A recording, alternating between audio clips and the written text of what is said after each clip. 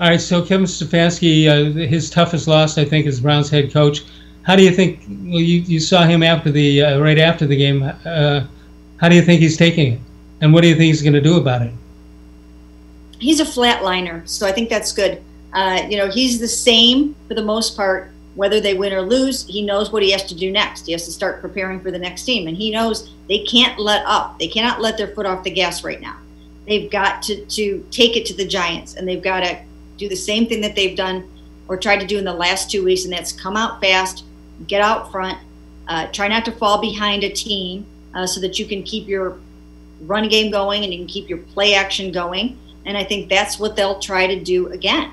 Obviously, they don't want it to be this close, and they also don't want to let teams back into the games. So that's another thing that they want to do. I mean, the previous 2 weeks, they let the team back into the game when it should have been put away. So what they would like to do is get a comfortable lead and hang on to it all the way to the end. Right. You made a good point talking about Stefanski being a flatliner, because if he shows too much emotion, a guy drops a pass or a fumble or whatever, a bad penalty. And by the way, they've had a few more penalties than I'd like to see in the last few games. But yet I think what he's done is he's communicated to his team that, don't worry, we're with you. If you wouldn't be starting or you wouldn't be playing if we didn't have faith in you. And so I think it helps that he doesn't show the emotion of a bad play by somebody, because then the guy's not thinking, well, what do I do now? I'm in trouble. And I think Stefanski does a good job of keeping that off the board.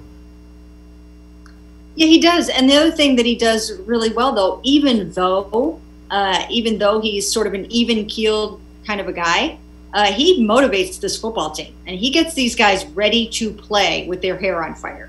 So the fact that he is sort of, as we said, a flatliner, shouldn't be misconstrued for lacking passion or lacking the ability to motivate, because obviously there's no way that you could play a game like you did yesterday without being super motivated. Now, having said that, I think they've also added a ton of guys onto the football team that are self-motivated. They love the game. They're passionate. Even, guys like Ronnie Harrison, he shows up on the doorstep and he's just like ready to run through a wall. And I think they have a lot of guys on the team like that.